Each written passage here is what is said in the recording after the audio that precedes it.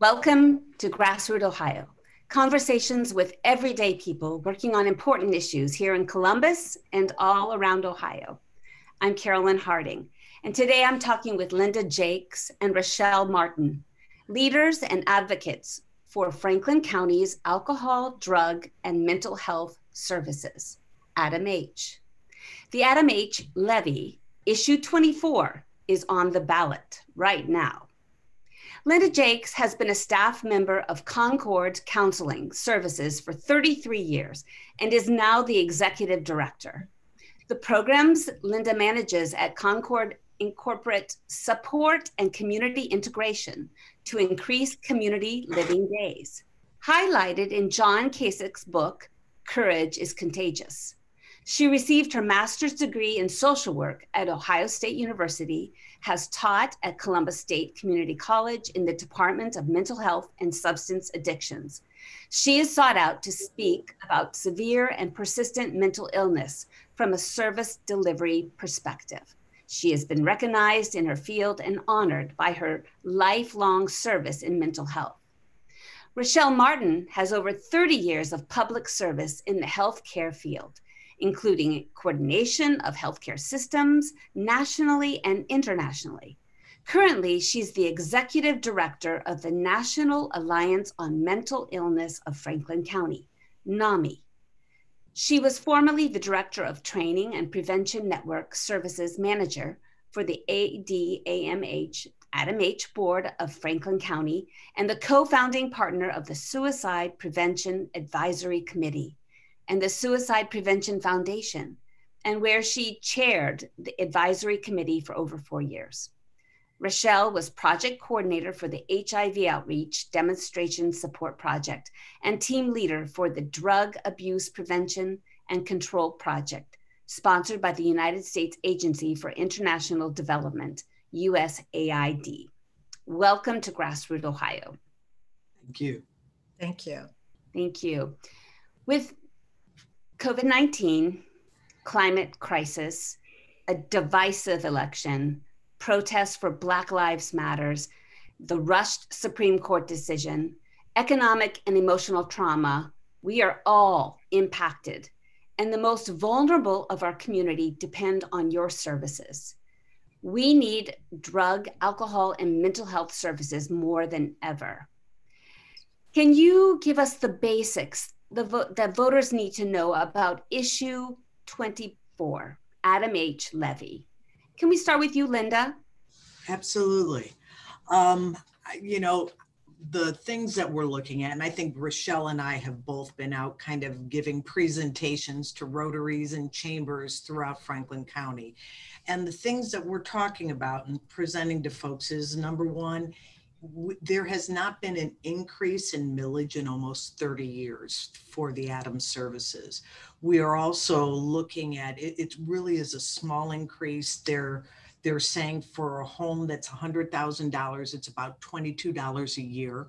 That's what the increase is going to be. And we're finding ourselves, I mean, in the last, I think, what did we look at in the last 10 years? Suicides have gone up in the state of Ohio by 45%. There is a tremendous increase in the need for these kind of services. And without this, we are really going to have to start cutting back. So, I mean, we're out begging, borrowing, and stealing to make sure we get enough people to the polls to make this happen. And how about you, Rachelle? And so the ADAMH board funds 33 providers, and Concord and NAMI Franklin County are each one of those agencies that receive funding. All of us, all 33 of us, have seen a huge increase in the number of people that are needing our support and care. And I believe wholeheartedly with my heart that people who are living with a mental health condition, with this pandemic and the election, it has made it far worse for people. People who do not have a mental health disorder are being stressed, feeling stressed, and depression and anxiety as well. So we are at a point where we are stretched and we need support from our community to help the most vulnerable people in our community. And with that, who does ADAMH serve? What groups in Franklin County does it serve? Well, I guess I would look at it's a plethora of services. Probably the foundation of it is dealing with behavioral health. So addiction services, mental health services, prevention services, services to children, services to seniors. I mean, services to families. We have a lot of programs. I mean, if you look at the community mental health centers that are provider agencies, we have, I would say, we have at least 14 programs, just separate programs that get ADAMH funding just through our agency alone. And we are probably a mid-sized agency in comparison. There are some agencies like Rachelle's that I think the majority of the funding that you get comes from the ADAMH board. Is that correct? Well, a great deal of our funding, but we also have our NAMI walk where we get funding. Yes. So all of our funding doesn't come from the ADAMH board, but at least 63% of it does. Now, because of this pandemic, we did not get the funding that we would have ordinarily gotten for the walk. Right. Because we generally raise between $80,000 to $95,000 for the walk, and we lost that this year. Yeah.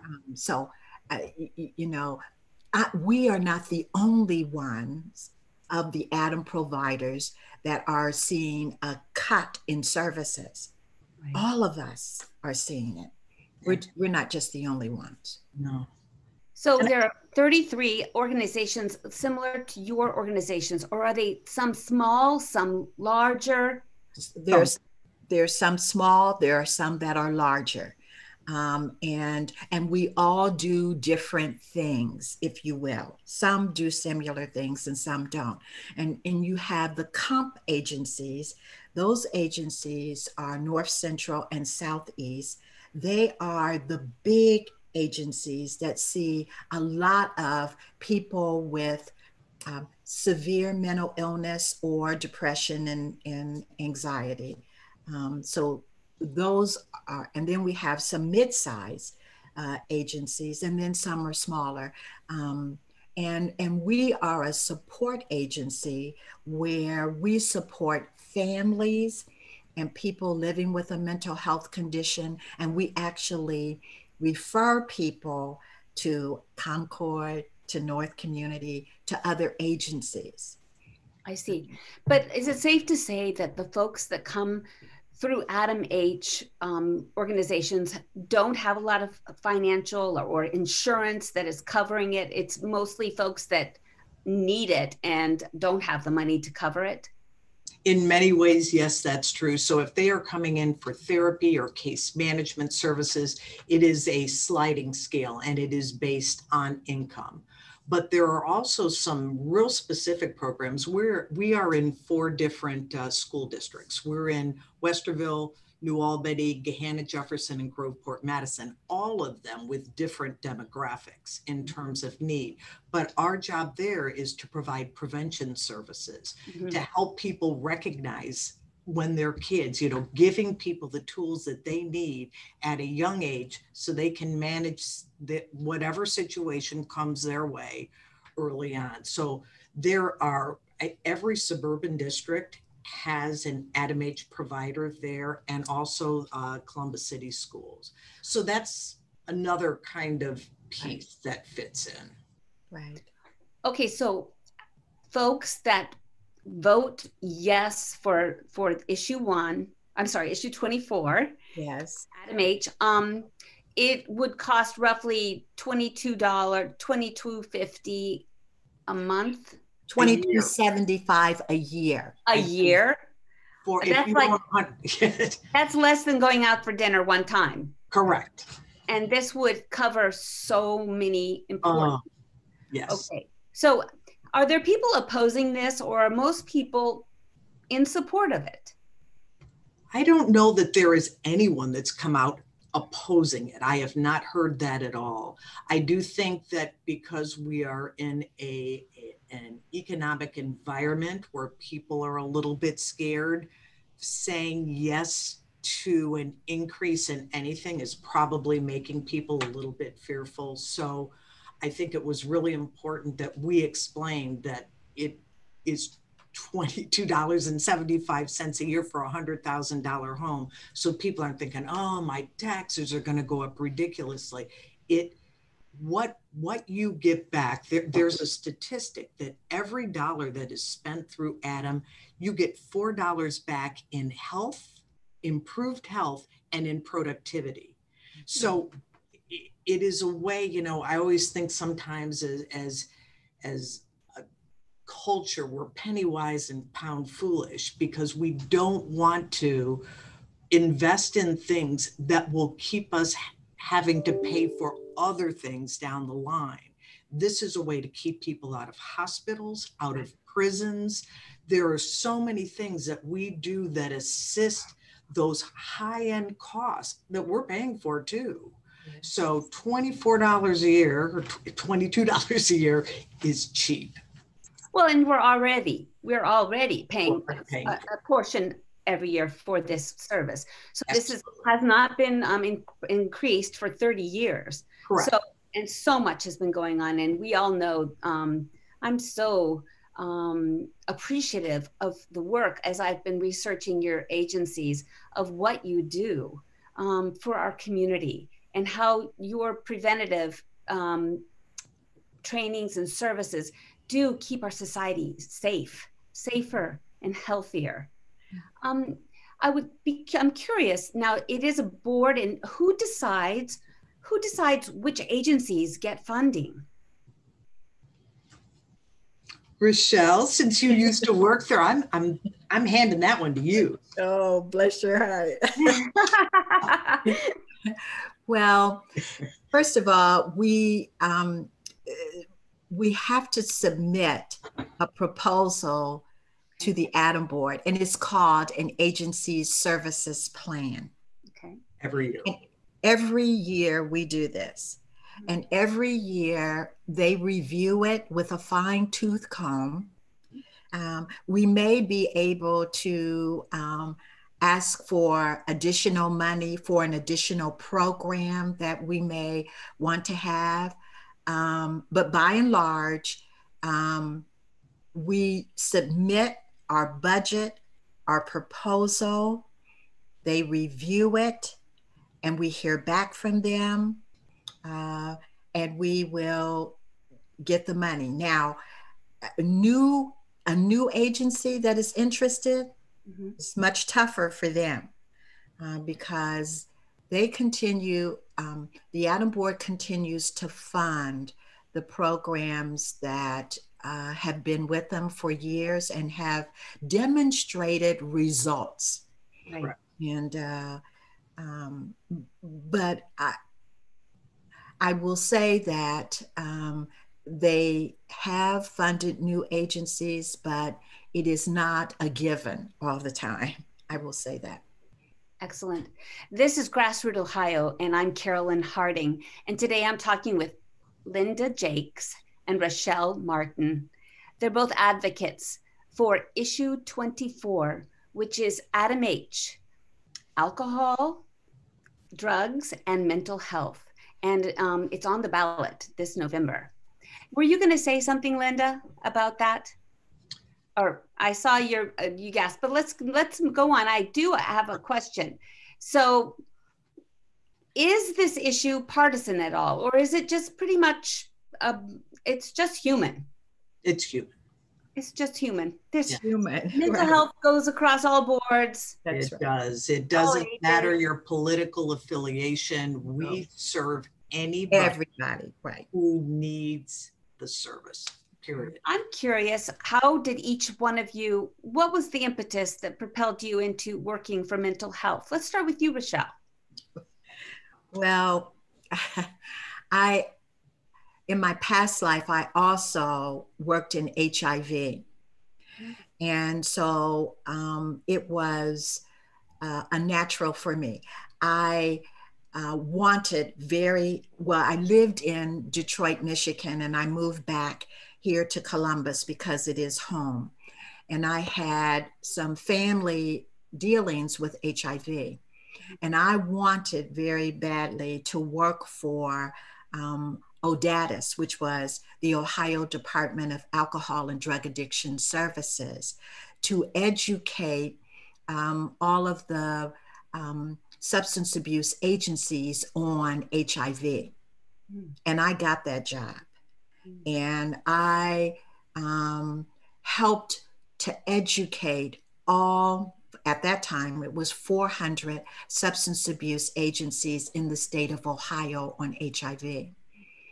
And so we were very close to mental health at that time. I mean, mental health, the department also had, education on HIV and mental health at the same time. So that was my involvement. And then I was drafted to work in the Clinton administration on educating federal employees on HIV. And I lived in Washington, D.C. I moved there. And then I came back here and needed a job. So I went to work for ADAMH, and I actually loved it. I was the prevention manager at the time. Excellent. Thank you. And how about you, Linda? What propelled you to work in mental health? I went into social work in my bachelor's degree, and in my mind, after I graduated, I thought I was going to be a marriage therapist. I don't even know why, but that's what I thought I was going to do. And I got a job in Norwalk, Ohio, and the only position that was available was a coordinator for a program with people with severe and persistent mental illness. Now, this was back in 1977. So the medications and the people's ability to manage their lives, it was right after deinstitutionalization. And a lot of folks were trying to manage in the community and having difficult times. And all of a sudden I went, these are my people. It was like one of those moments where I went, this is what I was meant to do with my life. I knew it without hesitation. And that has probably been where I've had most of my focus in my career, has been with that population. I'm a great believer in building community, that if you do that, you are going to find people do better. If if I get a flat tire, I call AAA. People with mental illness back in the day, if they got a flat tire, they called their case manager. They didn't know what to do. So that was their world. And so teaching people how to be in a community and how to develop that has really led to folks living more purposeful, meaningful life. So I love it. And I always will. And let me just tell you something. She is amazing. And we have a partnership together. Mm-hmm. And so at our agencies. And so we would like to talk a little bit about that. Is that okay? Yes, please do. Okay. Go ahead, Rachelle. Okay. And you fill in. I will. Okay. All right. So Concord and NAMI, Franklin County, do what is called the respite program. Totally paid for by ADAMH. Yes, that's exactly what I was going to say. Okay. And so how it works is a family member who has a loved one living with them in their home with a persistent mental illness gets 12 hours a month of a respite specialist going in and caring for their loved one for a few hours while they get out. The example that there are two examples that we like to give. One is with the woman who could not get to church service. She was paying someone to come in and watch her son. And so now, well, not during the pandemic, of course, but prior to, that respite service was provided to that family member. We also had another young man who needed whose family member requested the respite care for him, and he wanted to learn how to do fencing. And so Concord provided that service. But the one thing that I want out of this, what is important for me to share about this is that the ADAMH board providers are now looking at partnerships. How can we come together to provide a meaningful partnership that will even go further with our dollars?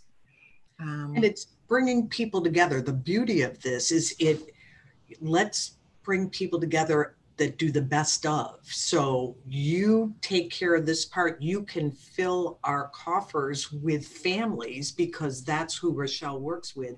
We can provide the respite care.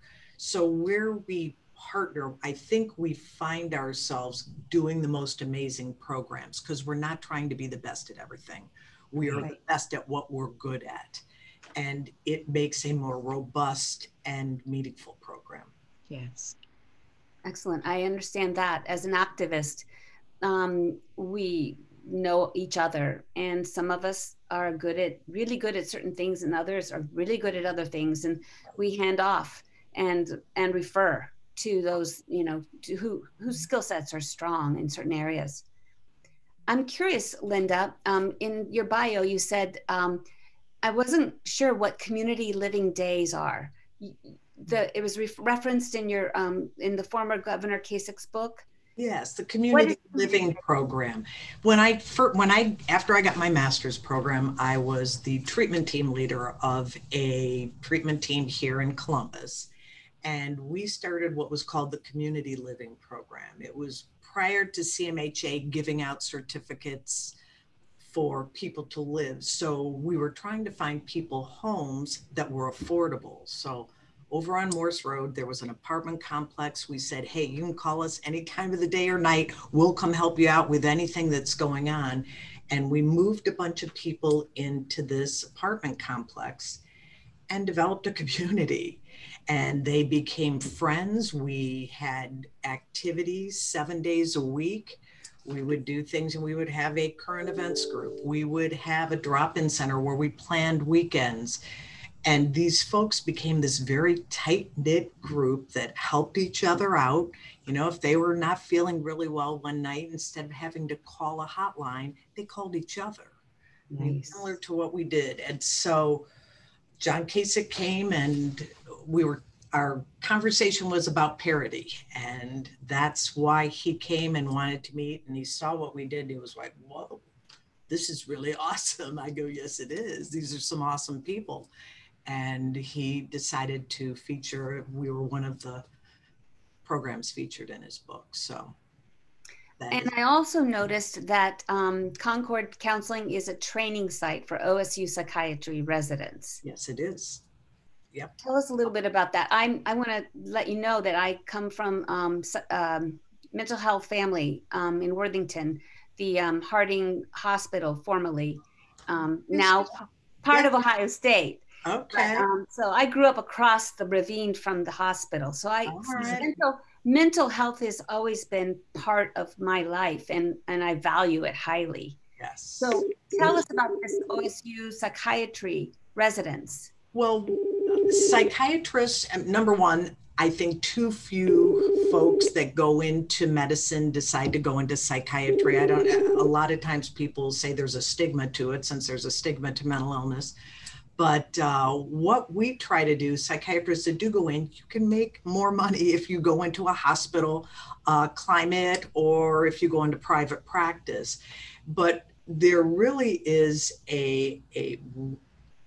when you get to work with folks where you have nursing and case managers and therapists, and you get this whole team of people working with one person to kind of take care of everything, you find people that go into psychiatry, if they don't taste that, they don't know that it's even out there for them to access. So part of getting psychiatry into community mental health centers is by having residents at least do a rotation through one.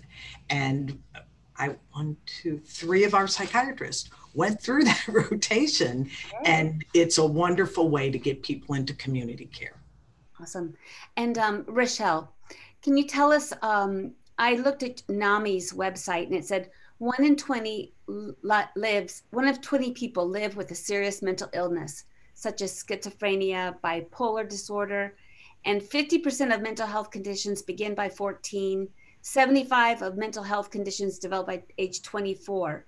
What mental services do you provide at NAMI? We do not provide mental health services. We are a supportive agency, and what we do is a family member or someone living with a mental health condition may call us on the phone and say, look, I have a family member who is living with a mental illness and they need care. How can I get them some care?